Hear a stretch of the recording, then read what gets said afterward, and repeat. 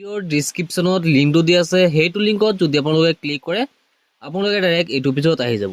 ইয়াত আপোনালোকে পাব ৰোল নাম্বাৰ এইকেইটা আপোনালোকে দি দিব। তত আপোনালোকে পাব ছাবমিট অপশ্যন, তাত অ'কে কৰাৰ লগে লগে আপোনালোকে 1 মিনিটত ৰিজাল্টটো আপোনালোকে ঠিক তেনেকৈ পাই যাব। হাই বন্ধু বান্ধৱীসকল, আজি আমি এইটো ভিডিঅ'ত আপোনালোকক দেখুৱাম 2024 চনৰ AHSLC পৰীক্ষাৰ ৰিজাল্টটো আপোনালোকে কেনেকৈ চেক কৰিব।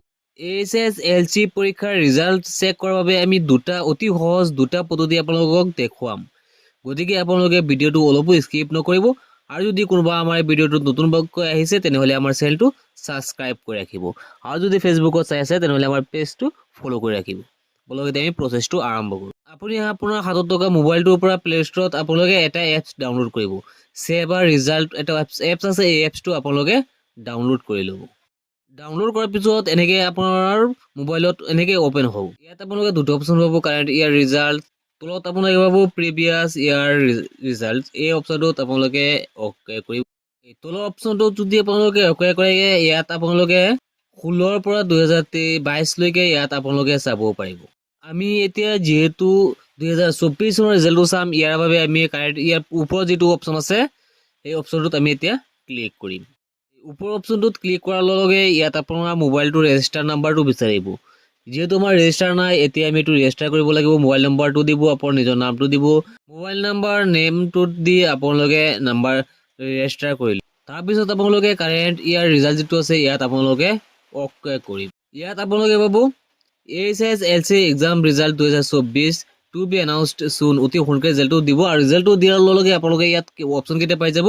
ৰোল নাম্বাৰ এইকেইটা বহুৱাই আপোনালোকে তলত ছাবমিট অপশ্যনত অ'কে কৰাৰ লগে লগে আপোনালোকৰ ৰিজাল্টটো ইয়াত আহি যাব। আশা কৰোঁ আপুনি বুজি পাইছে এই এপছৰ জৰিয়তে আপুনি কেনেকৈ ৰিজাল্টটো চাব পাৰিব। নেক্সট আৰু এটা প্ৰচেছ আছে, সেইটো প্ৰচেছত যদি আপুনি ৰিজাল্টটো চেক কৰিব বিচাৰে তেনেহ'লে আমাৰ ভিডিঅ'ৰ ডিছক্ৰিপশ্যনত লিংকটো দিয়া আছে, সেইটো লিংকত আপোনালোকে ক্লিক কৰিলে ডাইৰেক্ট আপোনালোকে এই পেজটোত আহি যাব পাৰিব। এই লিংকত ক্লিক কৰিলে আপুনি ডাইৰেক্ট এইটো পেজত আহি যাব। ইয়াত দিয়া আছে ক্লাছ 10 বৰ্ড এক্সাম ৰিজাল্ট 2024। এতিয়া আপুনি কি কৰিব, স্ক্ৰল ডাউন কৰি অলপ তললৈ আহিব। ইয়াত আপুনি পাব ঝাৰখণ্ড বৰ্ড 10th ৰিজাল্ট 2024। ইয়াত ঝাৰখণ্ডৰ ঠাইত আছামটো হ'ব লাগিব। আৰু তলত দি আছে ৰোল নাম্বাৰ, ইয়াত ৰোল নাম্বাৰটো বহাব, আৰু ৰোল কোড যিটো আছে সেইটো কোডটো বহাব। ছাবমিট অপশ্যনটোত অ'কে কৰিব। ইয়াত যিহেতু ঝাৰখণ্ড দি আছে, তলত আপোনালোকে স্ক্ৰল ডাউন কৰি অলপ তললৈ আহিলে আপুনি ইয়াত পাব আছাম বৰ্ড। এই আছাম বৰ্ড অপশ্যনত ক্লিক কৰিলে ঝাৰখণ্ডৰ ঠাইত আছাম বৰ্ডটো আহি যাব। তাৰপিছত আপুনি ছাবমিট অপশ্যনত অ'কে কৰিলে আপোনাৰ ৰিজাল্টটো আহি যাব। আছাম বৰ্ড যিটো দি আছে, আছাম বৰ্ড অপশ্যনটোত অ'কে কৰে, তলত আহি যাব আছাম AHSLC ৰিজাল্ট 2024। ইয়াত আপুনি যদি অ'কে কৰে, এতিয়া আপুনি স্ক্ৰল ডাউন কৰি অলপ তললৈ আহিব। ইয়াত আপোনালোকে পাব register for Assam AHSLC result 2024। তলত দিয়া আছে, ওপৰত দিয়া আছে আপডেট। ইয়াত আপোনালোকে কি কৰিব লাগিব, ইয়াত আপোনাৰ নামটো লিখিব লাগিব, তলত ৰোল নাম্বাৰটো দিব লাগিব, তাৰপিছত 10 ডিজিটৰ মোবাইল নাম্বাৰটো আপোনালোকে দিব, তাৰপিছত আপোনালোকে ইমেইল আইডিটো ইয়াত বহুৱাই দি ছাবমিট অপশ্যনত অ'কে কৰি দিব।